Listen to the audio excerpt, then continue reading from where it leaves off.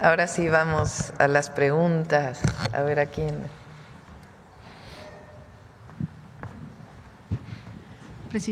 Hola. Buenos días, presidenta. Buenos días a todos.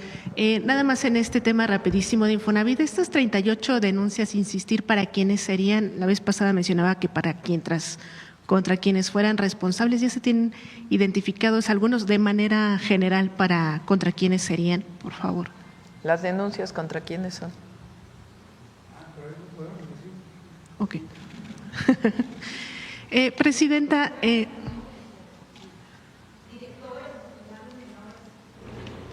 personas involucradas. No, es principalmente para quienes se presentaron aquí en su momento. No recuerdo si me presenté, Angélica Guerrero, del financiero Bloomberg.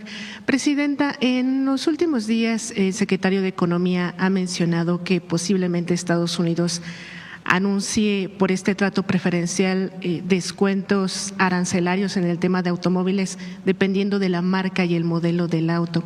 ¿En qué consistiría esta medida, si es que sí se publica? ¿Y sería una petición del gobierno mexicano, de Estados Unidos, o un acuerdo que se logró en estas mesas? Hasta ahora recuerden que en el caso de los aranceles automotrices se dividen en dos. Uno es para el vehículo completo que se exporta a los Estados Unidos y otro es para las autopartes. En el caso del vehículo completo, lo que salió publicado es que es el 25% de arancel con un descuento de aquello que se fabrica en Estados Unidos. Recuerden que aquí hemos platicado de muchas partes que van y vienen de uno y otro lado de la frontera. Hasta ahora, pues es lo que se descontaría en el caso del vehículo completo. En el caso de las autopartes, parte de cero el arancel. No, en este momento no hay aranceles, esperando que la Secretaría de Comercio o el Departamento de Comercio de los Estados Unidos ponga un arancel dependiendo del tipo de autoparte. Entonces, hasta ahora eso es lo que tenemos. Hay una comunicación permanente del secretario Ebrard con el secretario Lutnick y ahí se está viendo pues todo este proceso. Además de lo que estamos buscando negociar en acero y aluminio.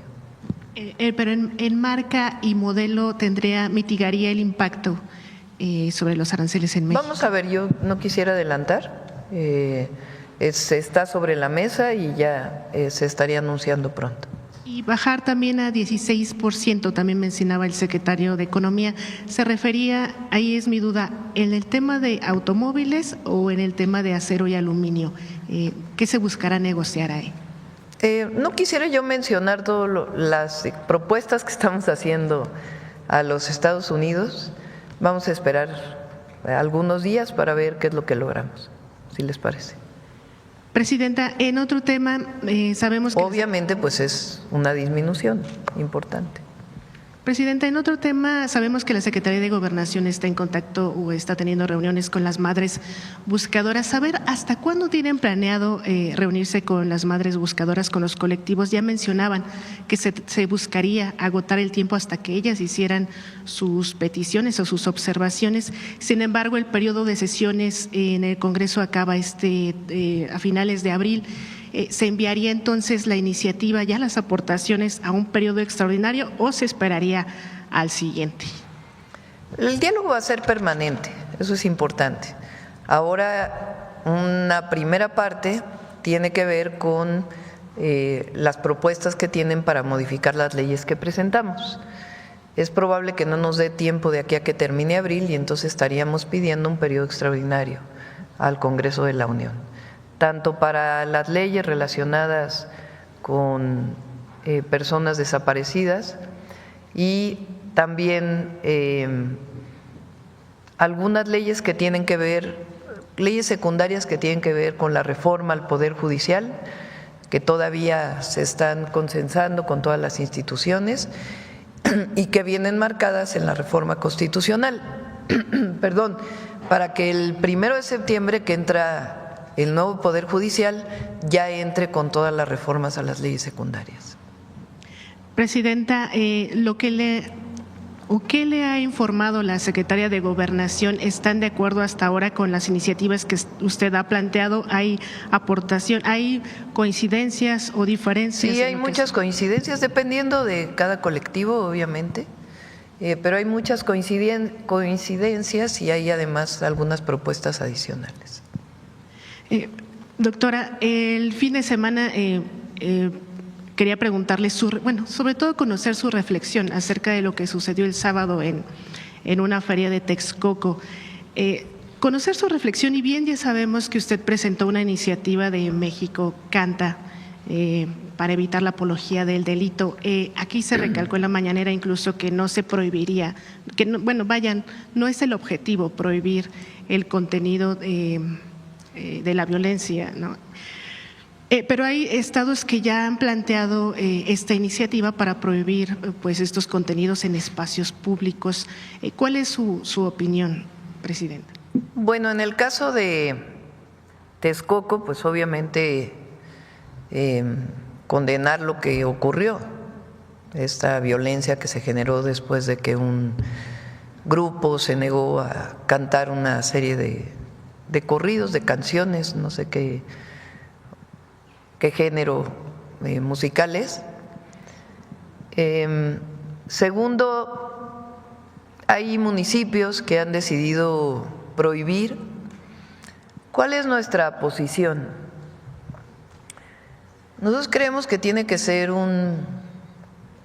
se tiene que ir construyendo en la sociedad una negativa a los contenidos que hacen apología de la violencia o de las drogas o de la misoginia. No es, a veces cuando se prohíbe sin que haya un proceso, igual se siguen cantando a pesar de que o no se entiende por qué se prohibió.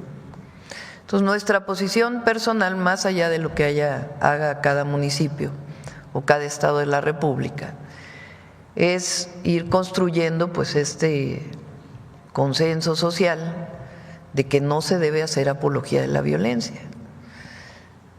Nos referimos a las canciones, pero también a las series de televisión, a todo lo que se ha construido a partir de la apología del narcotráfico, como si acercarse a un grupo delictivo de la delincuencia organizada fuera una opción de vida para los jóvenes.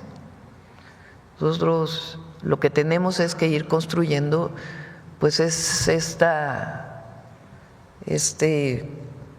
conciencia colectiva de que no es una opción de vida para los jóvenes y que no tiene que hacerse apología de un grupo delictivo que se dedica o a la venta de droga o a otra acción ilegal y que se vincula con la violencia. Entonces esa es nuestra posición y bueno, ya depende de cada municipio, de cada estado, pero nosotros vamos a seguir con esto y bueno, más allá de condenar el hecho, lo cierto es que se abre una buena discusión en el país, se discute esto que antes no se discutía, no se ponía sobre la mesa, era algo normalizado. Entonces, no prohibimos un género musical, pues eso sería absurdo. Lo que estamos planteando es que las letras no hagan apología de las drogas, de la violencia contra las mujeres o de ver a una mujer como un objeto sexual. Todo esto es parte de lo que queremos que se haga una conciencia social en nuestro país y que poco a poco deje de construirse pues los corridos tumbados, las bandas, etcétera, vinculados con estos temas. Y ya por último, Presidenta, voy a leerlo para no caer en imprecisiones. El Comité de Naciones Unidas sobre Trabajadores Migratorios mencionó que emitirá recomendaciones a México, ellos dicen, ante la falta de respuestas para atender las desapariciones y muertes de migrantes que cruzan al país. Es desde 2010 a la fecha. ¿Cuál es su opinión, Presidenta, y qué responderá el gobierno? El día de hoy me Nos informó el secretario de Relaciones Exteriores que de este comité, de hecho hay un reconocimiento a la política migratoria de México y en todo caso hay dudas, no sé si tienen la portada dice expertos del Comité para la Protección, esto es de 8 de abril del 2025, porque hubo notas en los medios que dijeron esto de la recomendación, pero esto es lo que salió. Expertos del Comité para la Protección de los Derechos de todos los trabajadores migrantes y miembros de sus familias felicitan a México por su postura mundial a favor de la migración y plantean preguntas, muy distinto a una recomendación.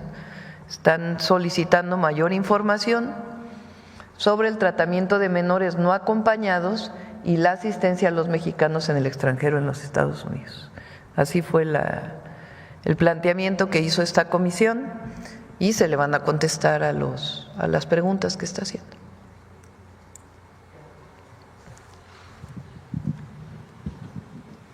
Buenos días, Presidenta. Yara Darciniega, de Revista Fortuna. Sobre el tema, Presidenta, ¿puede la vivienda reposicionarse como un motor adicional para la economía y el mercado interno, para ayudar, como sucedió o como ha sucedido con otros mercados como el gas LP o la aviación, para bajar el costo de las viviendas para los trabajadores y también en el sector de los desarrolladores privados?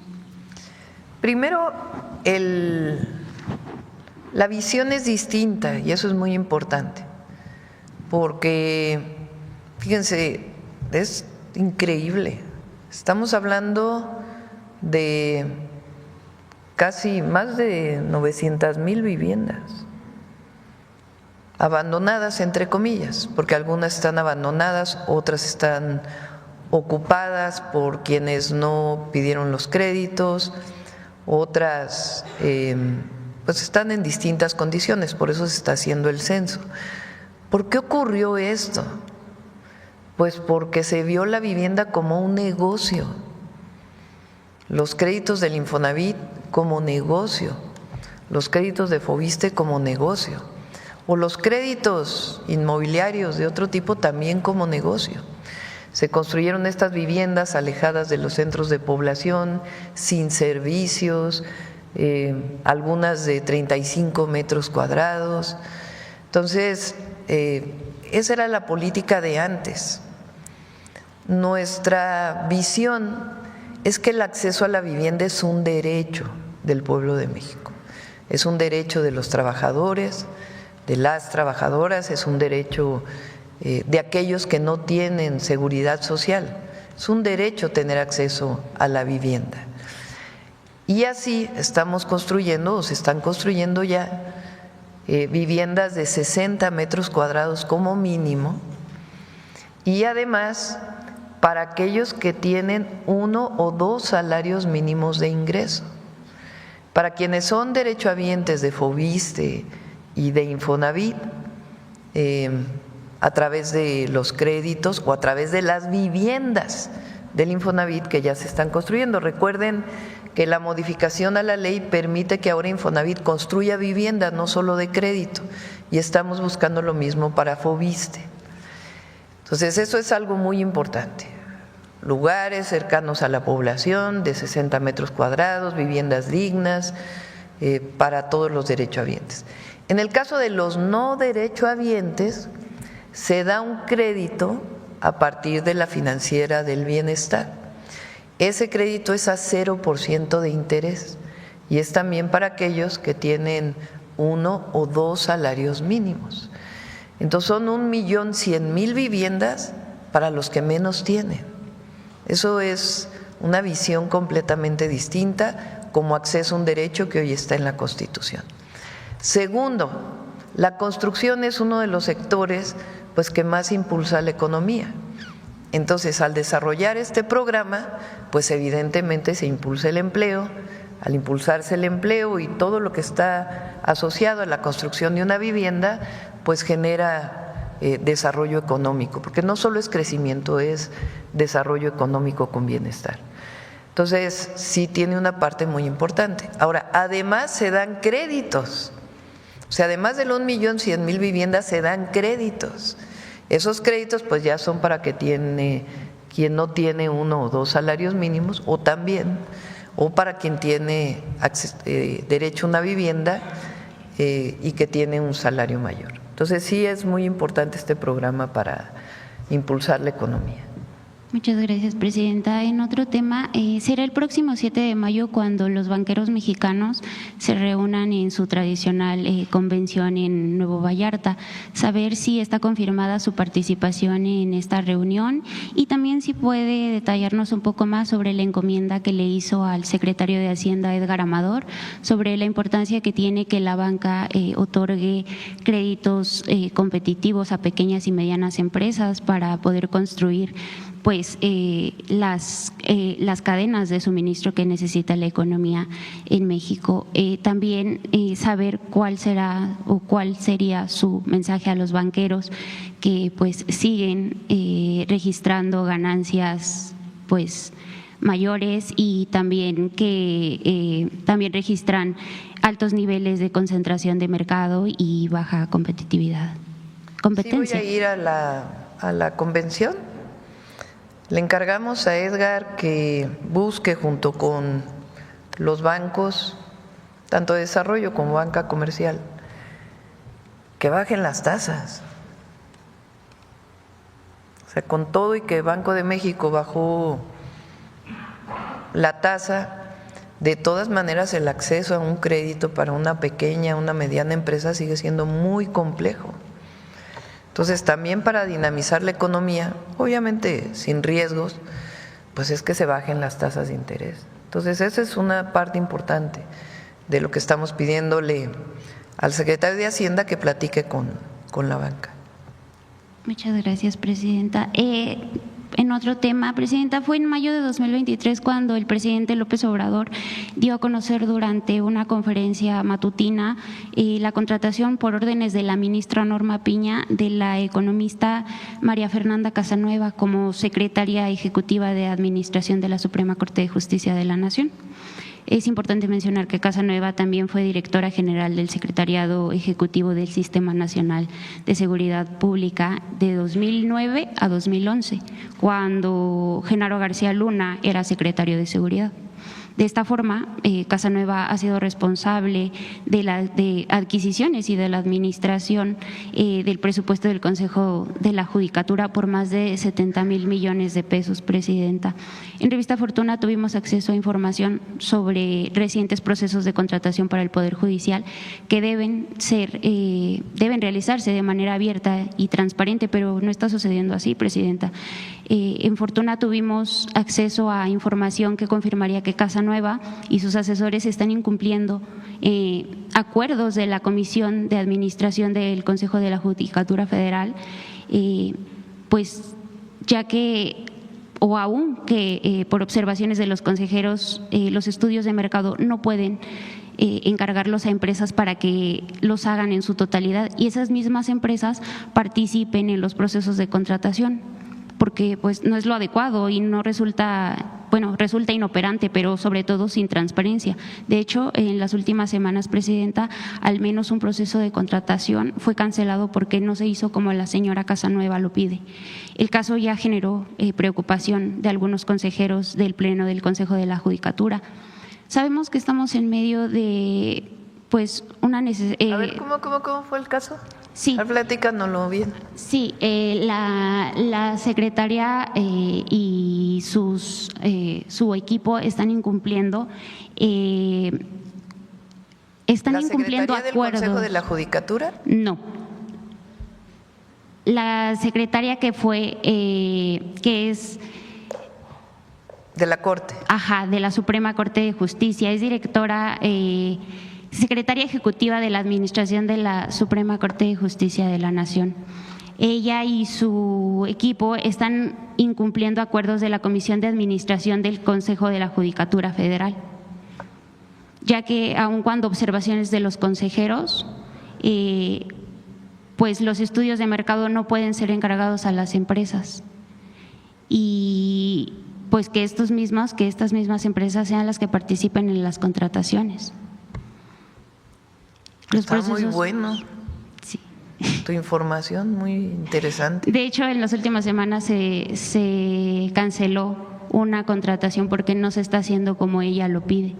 Si bien estamos en medio de una renovación del Poder Judicial, Presidenta, ¿qué podemos esperar los mexicanos de pues la rendición de cuentas de estos funcionarios que cuando la reforma judicial se lleve de una de los fideicomisos, cuando ese es un mandato de la Constitución, de la reforma al Poder Judicial? Estos funcionarios, cuando la elección a los ministros se lleve a cabo, Presidenta, estos funcionarios ¿qué podemos esperar que rindan cuentas sobre estos? No, pues tiene que hacerse una revisión, una auditoría.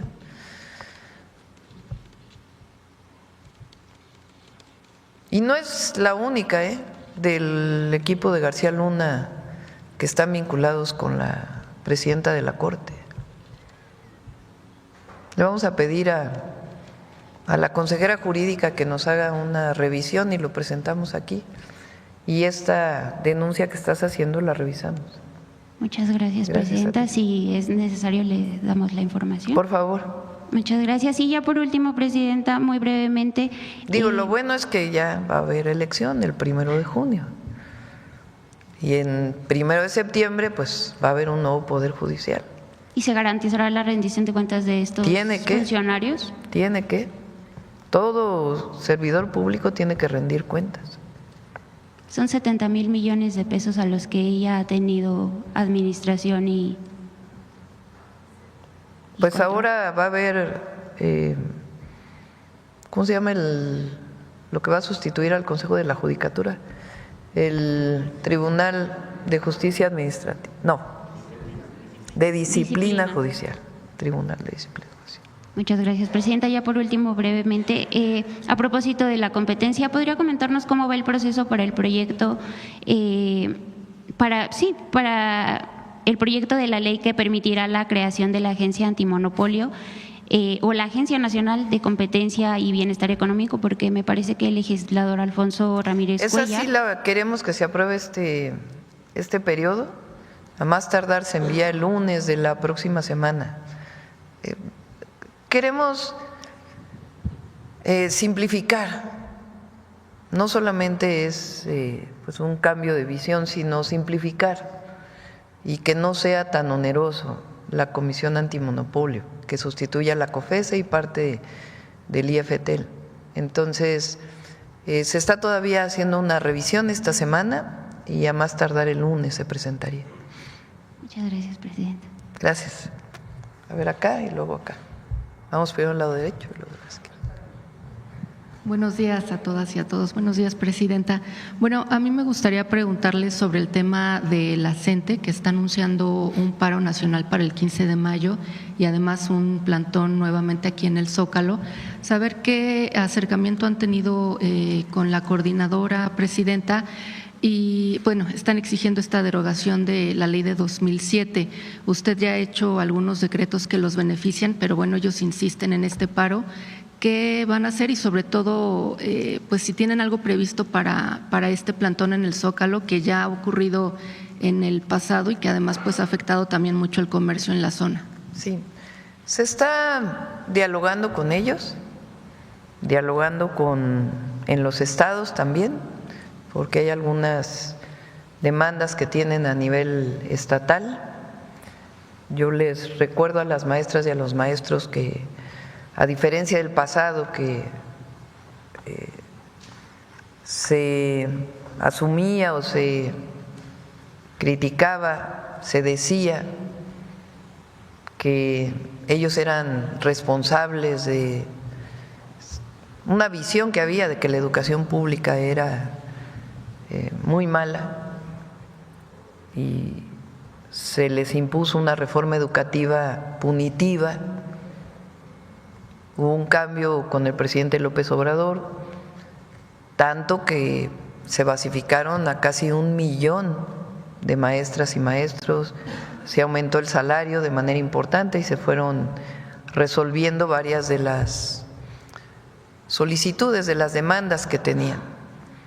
Ahora recuerdo que lo que hemos planteado es, uno, esto del FOBISTE, que era una demanda incluso de la CENTE de manera muy importante, también del CENTE, pero la demanda de que se disminuyeran los créditos del FOBISTE y no fueran impagables, pues eso ya es un decreto. Por otro lado, el congelamiento de la edad de jubilación, en lo que seguimos revisando el monto de lo que significaría disminuir las edades, por lo pronto se congela. También hemos planteado que el Fondo de Pensiones para el Bienestar está garantizado, que es para todos aquellos que tienen la cuenta individual, se pueden jubilar con el monto que tenían previo, con el salario que tenían previo a la edad de jubilación, si este es hasta el salario medio del IMSS, y en el caso de que sea mayor, en algunos casos se pueden jubilar con todo el salario. Y también en el caso de la discusión sobre algo que se hizo en la reforma o el cambio a la reforma educativa del 2019, que todavía los maestros no están muy de acuerdo, que es la llamada UCICAM, que es una manera de definir la carrera magisterial junto con el EVALÚA. Lo que estamos planteando es que no sea nada más en las reuniones con la CENTE o con el CENTE, con las cúpulas sindicales, que decidamos eso, sino que nos vayamos a platicarlo con las maestras y los maestros escuela por escuela, para saber qué es lo que más les afecta a los maestros y qué es lo que ellos quieren. Y a partir de eso, lo que quieran las maestras y los maestros, se hace la modificación. Eso es lo que hasta la fecha hemos estado planteando, lo estamos difundiendo para que las maestras y los maestros lo conozcan y seguir dialogando con ellos. Hay temas que pues no hay el suficiente presupuesto para poder cumplir con todas las demandas, pero se hace hasta lo que se puede, hasta donde se puede, como diría Juárez, para poder ayudar a las maestras y a los maestros de México. Gracias. Perdón, no me presenté. Joana Flores, de Grupo ASIR. Presidenta, ¿y es viable derogar esta ley que ellos están demandando de 2007? Y entonces… Así como está planteada, tiene muchas dificultades, por cómo están ya constituidas las AFORES. Entonces, lo que se hizo con el presidente López Obrador es que se les dio una alternativa, porque finalmente, más allá de si se deroga el 2007 o no, lo importante, lo de fondo, es una pensión justa, que todas las maestras y los maestros se vayan con una pensión justa, y eso es lo que se planteó con el Fondo de Pensiones para el Bienestar. Entonces, lo que planteamos nosotros es que no es que ahora se acabe toda la discusión, seguimos viendo todas las posibilidades. Y no consideramos pues que un paro nacional sea necesario, sobre todo cuando están abiertas todas las vías de diálogo. Nunca nos hemos negado a nada, más bien es el planteamiento de hasta dónde podemos llegar y seguir viendo diferentes opciones para una pensión justa, un salario digno para las y los profesores, y la carrera magisterial, cómo mejorar las condiciones de la carrera magisterial y todo lo que se requiera para apoyar a las maestras y a los maestros de México. ¿Se les va a permitir la llegada al Zócalo, presidente? Sí, nosotros no reprimimos, eso nunca lo vamos a hacer, y está abierta el diálogo, y a las maestras y a los maestros pues que conozcan cuál es la posición del gobierno, porque no es como en el pasado, que no haya diálogo, que estemos cerrados, que estemos reprimiendo. De hecho, muchísimos casos del pasado, desde antes del presidente López Obrador, donde se cometieron injusticias, o después donde hubo injusticias del lado de los gobernadores, que así lo consideran, la Secretaría de Gobernación está buscando resolver todos los casos. Recientemente se resolvió un caso de Jalisco, de un grupo de profesores de la educación media superior. Entonces, se está trabajando permanentemente. Presidenta, en otro tema, nuestra corresponsal en Grupo ASIR en Veracruz se dio una vuelta por el Centro de Cancerología de Jalapa, que usted visitó en noviembre del año pasado. Hay quejas por parte de las personas, mencionan que los aceleradores lineales que se adquirieron no están funcionando, que no les están dando las terapias que requieren y sobre todo medicamentos. Saber si usted tiene conocimiento de esto y qué pueden hacer para que la gente que tiene pues problemas puedan ser atendidos. Lo revisamos, le pido a Alejandro Isbart que se dé una vuelta para ver qué está pasando. También la semana pasada usted mencionaba que precisamente la SEDATU iba a revisar el tema de la concesión en el Parque Bicentenario, saber si ya han encontrado algo, si hay alguna irregularidad, si se puede intervenir y quitar la concesión, si han hecho ya algo al respecto. Vamos a esperar a que, porque están en el procedimiento, están haciendo la revisión para no tener, como está en el procedimiento, mejor que ya que se haga lo que defina la SEDATU de acuerdo a su revisión. Es la SEDATU y el INDAVI, que depende de la Secretaría de Hacienda. Entonces lo están revisando y cuando lo tengamos, con gusto lo hacemos público. Y nada más, si me permite preguntarle también al titular de Profeco, si tiene sobre este tema, cuántas quejas recibieron por la suspensión del concierto que hubo y si ya hubo reembolsos, si saben si hubo reembolsos.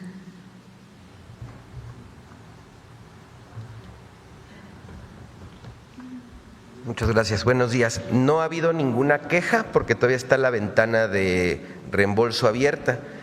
Lo que sucedió fue que, como es un evento organizado en un lugar diferente al que administra la boletera es boletera, también organiza y también tiene concesiones. En este caso no es así. Entonces es una empresa la boletera, es otra empresa quien tiene la concesión del espacio y es otra empresa que organiza el evento. Entonces los boletos se distribuyen entre estas partes. Entonces en internet los responsables de la devolución es la boletera.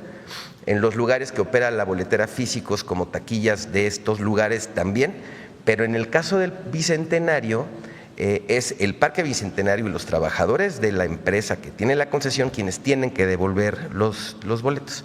Entonces el proceso inició bien, el único lugar en donde no había iniciado la devolución fue el Bicentenario porque tenían la suspensión del gobierno de la Ciudad de México. Entonces, hablamos por teléfono con la gente del INDAVI y con la gente de la Ciudad de México para decirles, oigan, ya está abierta la ventana de devolución, pueden hacer un espacio que permita la ley para que los trabajadores puedan entrar a la taquilla del Bicentenario para iniciar el proceso. Entonces ya empezó, fue a partir del 9 del 9 pasado y así se van a tener que seguir por lo menos 2 meses para la devolución. Entonces vamos a estar muy pendientes y hacer el llamado a quienes no les hayan devuelto sus boletos que nos contacten y de inmediato los atendemos. Gracias. Okay, muchas gracias. Buenos días. Gracias. Vamos por acá ahora. Bueno, aquí breves para que…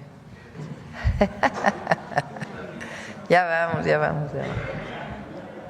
Buenos días, presidenta. Buenos días, servidores públicos, funcionarios, funcionarias. Buenos días a todas y todos. Osimo Camacho, de Luces del Siglo y del programa Luces Mañaneras.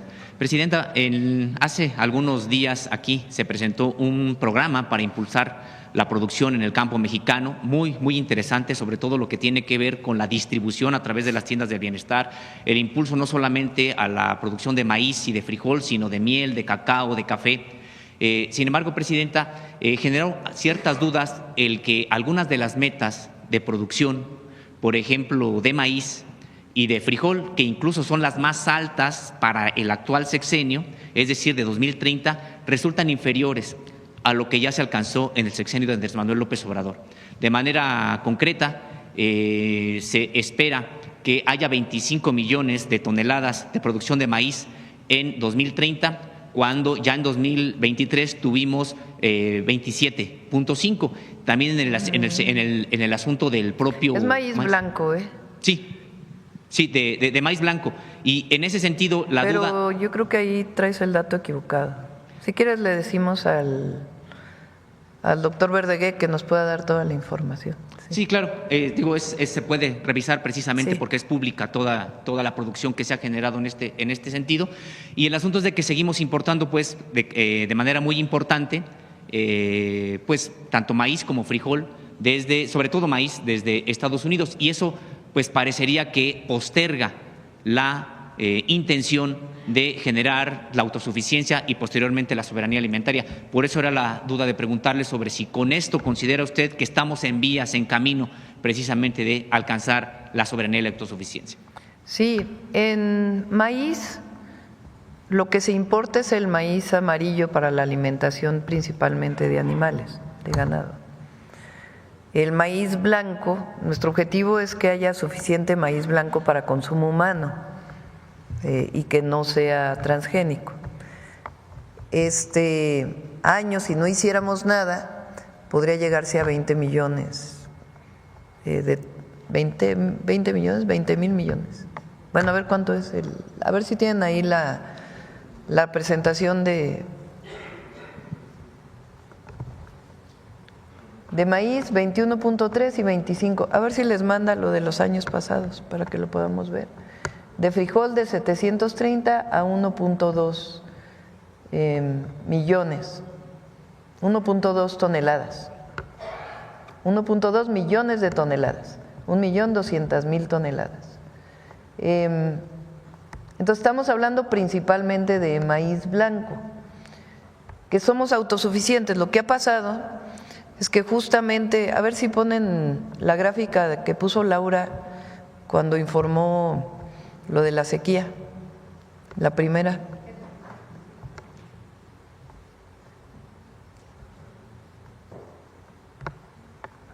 El mayor productor de maíz es Sinaloa.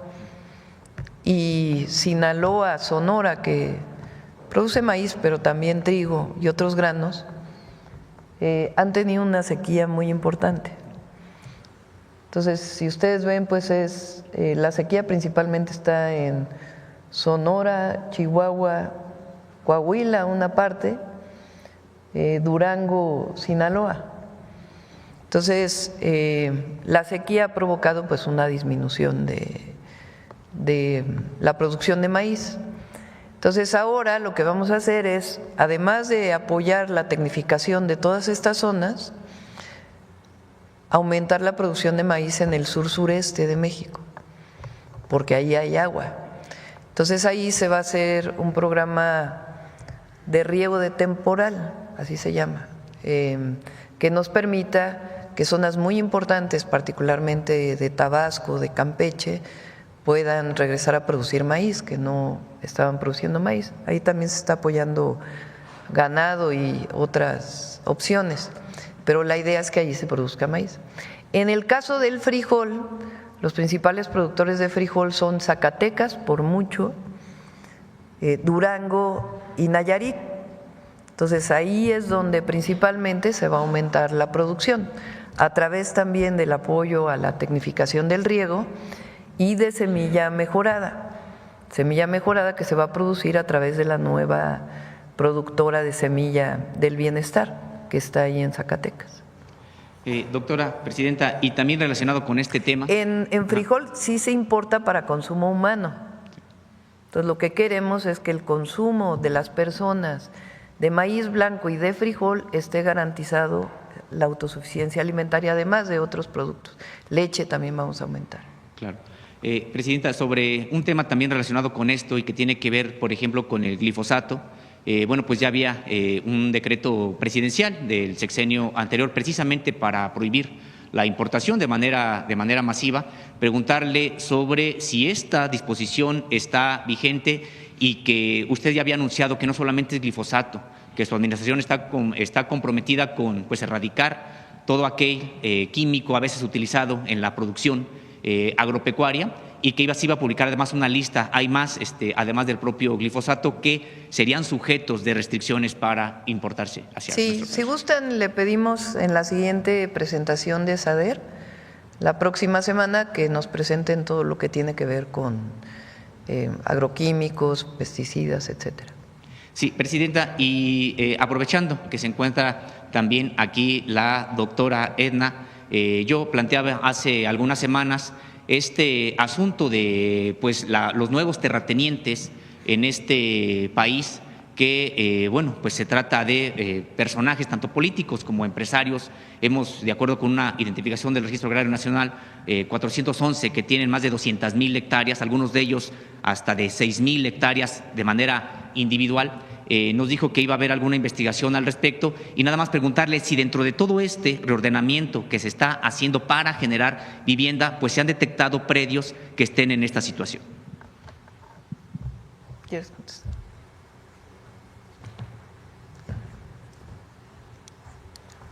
Respecto al primer punto, buenos días, hemos avanzado muchísimo. Efectivamente, hay datos que nos muestran el lamentable acaparamiento de tierra en distintas zonas. Sin embargo, queremos también ser muy cautelosos porque involucra a ejidatarios comuneros y no queremos afectarlos. Entonces estamos haciendo esta investigación, este trabajo que se inició en años pasados con el Registro Agrario Nacional, y queremos presentárselo a la presidenta para tomar medidas muy contundentes, pero sobre una base sólida y no especulación, porque también es cierto que hay mucha especulación en la información. Y respecto del segundo punto, no hemos llegado a ese paso porque hemos trabajado sobre la donación de predios propiedad federal, estatal y municipal.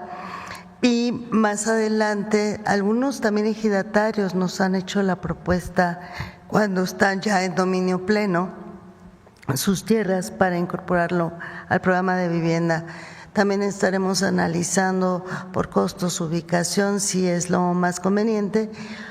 Y también en el caso de regularización de terrenos de origen ejidal o comunal que puedan incorporarse a través de la adquisición con las comunidades, esa es otra vía. Entonces, sobre el tema de suelo, territorio, sin duda es lo más complejo en este país, pero estamos avanzando de manera sustancial. Muchas gracias. Presidenta, finalmente, bueno, pues tuvo lugar precisamente elecciones el día de ayer en Ecuador, donde bueno, pues hay quien se asume ganador y también quien no reconoce pues este proceso por las irregularidades que se presentaron. Si tiene algún comentario sobre este proceso en un pueblo hermano como el ecuatoriano el día de ayer. Sí, pues vamos a esperar. Luisa, la candidata, ya no reconoce el triunfo de Noboa, entonces vamos a esperar. Gracias. Sí, a ver acá. No te da. Ya, yo creo que va a ser. Muchas gracias. Aquí y acá, y ya cerramos por hoy. Presidenta, porque falta buenos humanismo días. mexicano, el zapatismo. Ajá. Soy Teremora Guillén, corresponsal del canal de las noticias en televisión abierta en Chihuahua y en Baja California, así como a nivel nacional en plataformas digitales.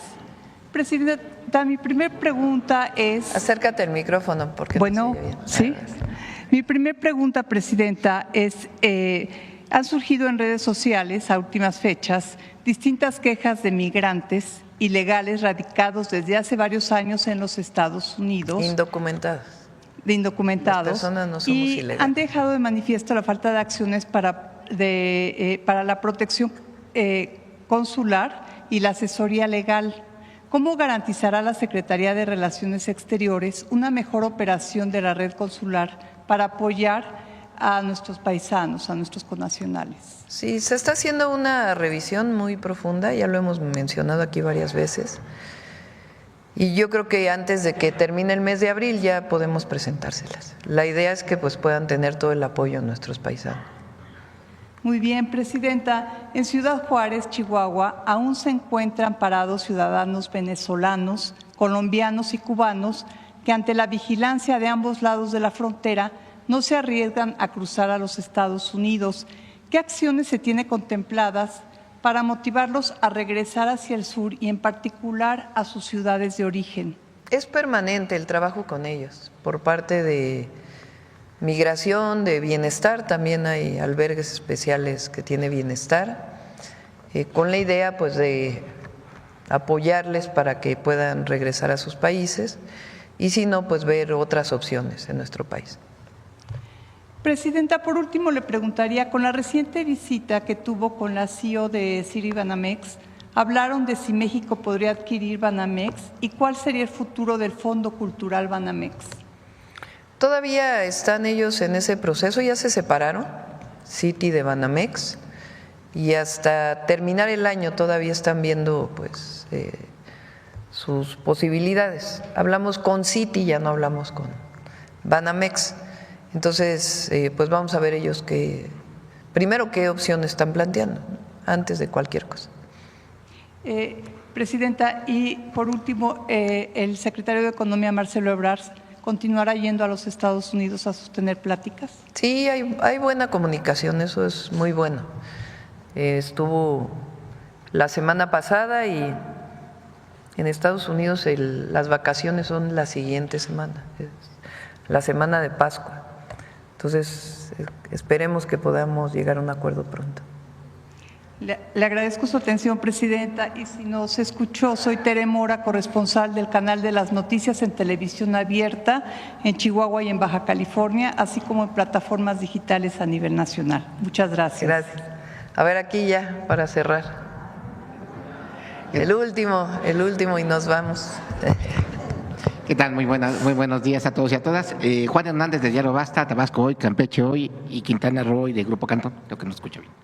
Bueno, Presidenta, preguntarle cuál es lo importante de esta meta de vivienda que se está, esa nueva meta de vivienda que se está fijando, y en este caso, de qué manera va a impulsar el Plan México. Eso sería esta precisión en el caso de vivienda.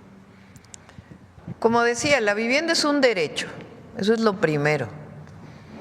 Nosotros queremos, nuestro objetivo, nuestra visión, nuestro sueño es que todas y todos los mexicanos tengamos acceso a una alimentación saludable, tengamos acceso a un salario justo, tengamos acceso a la tierra y que podamos vivir de ello, tengamos acceso a la educación pública, desde preescolar hasta universidad, tengamos acceso a la salud y tengamos acceso a la vivienda, que son los derechos mínimos, además establecidos en la Constitución Política de los Estados Unidos mexicanos.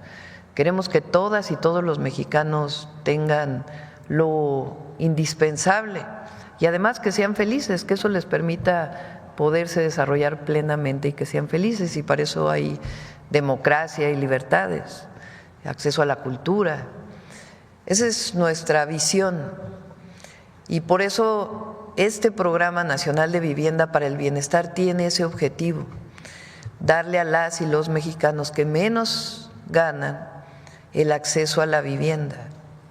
Ese es el objetivo principal. Pero en el proceso de construcción de vivienda, pues se generan muchísimos empleos.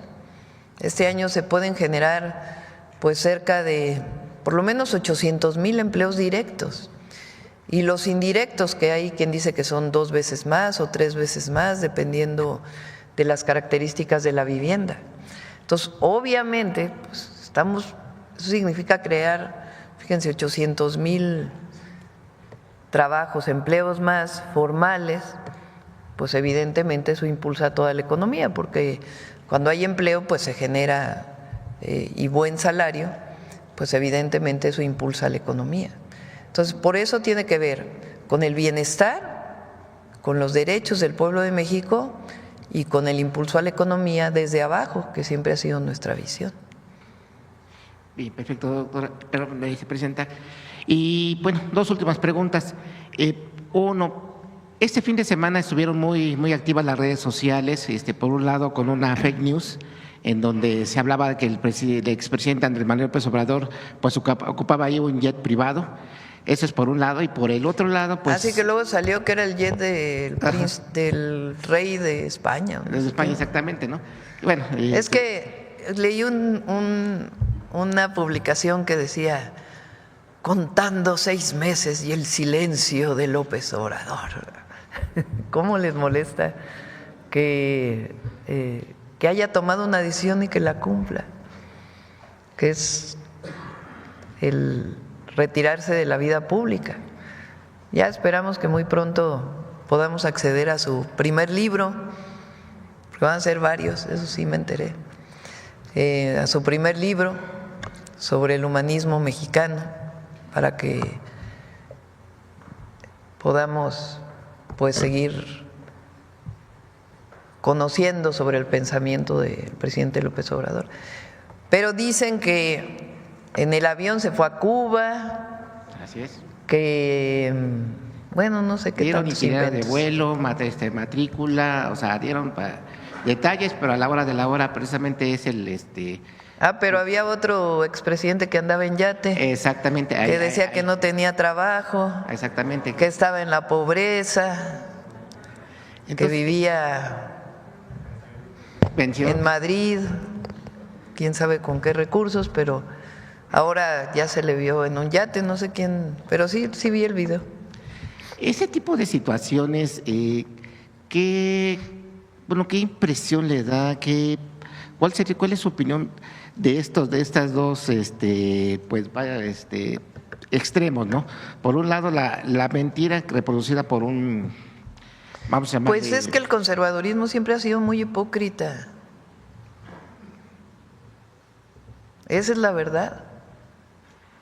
Entonces, tienen un expresidente conservador que además dejó la guerra contra el narco, que llegó a la presidencia con un fraude electoral. Es más, ni expresidente se debería llamar. Digo, sí ejerció la presidencia, pero un presidente espurio, porque llegó con un fraude electoral a la presidencia de la República. Y como Entonces, y ahora goza de andar en yate. Y no solamente él, también estamos hablando Frente a un presidente legítimo que está en el corazón del pueblo de México y que hizo un compromiso que era retirarse de la vida pública hasta que se publicaran sus libros, por lo menos que se conocieran sus libros. Pues, dos proyectos de nación, dos visiones, dos personas completamente distintas. Y la verdad es que el pueblo de México ya los juzgó.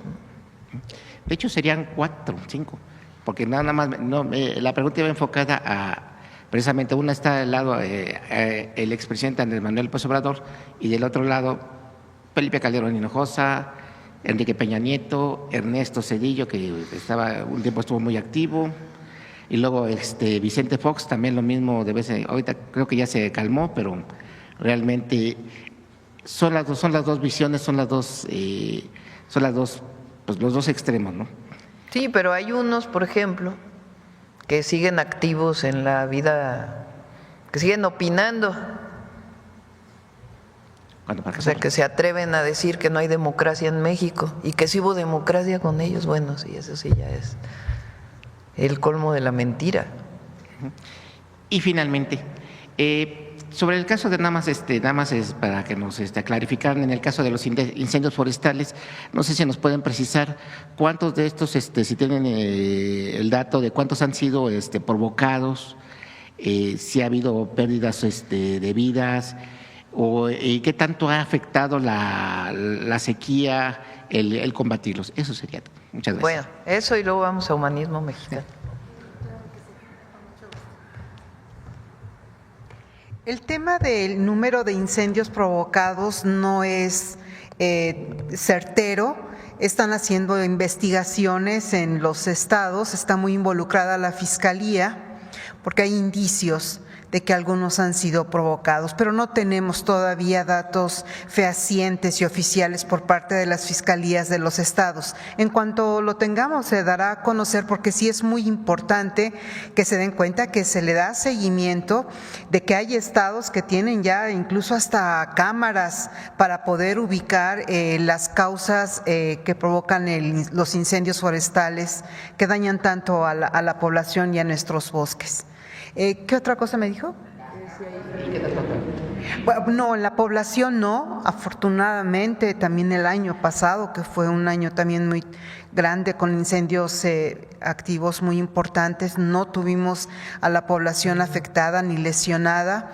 Lamentablemente de combatientes sí ha habido afectaciones, ellos están expuestos directamente al fuego y a veces el viento es muy traicionero y sí hemos tenido lamentablemente algunos fallecimientos recientes.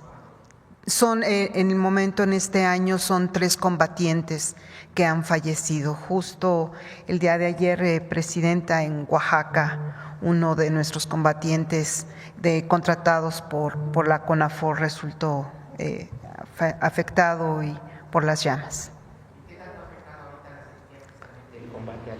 Sí, en efecto, es una de las razones más graves, más alarmantes. Todo el material combustible, es decir, la vegetación es muy seca y pues esto nos afecta directamente y los incendios se prenden más fácilmente. Sí afecta mucho el que haya sequía y que tengamos poca precipitación en lo que va del año, lo que comentaba en un principio. Gracias. Gracias, Presidenta.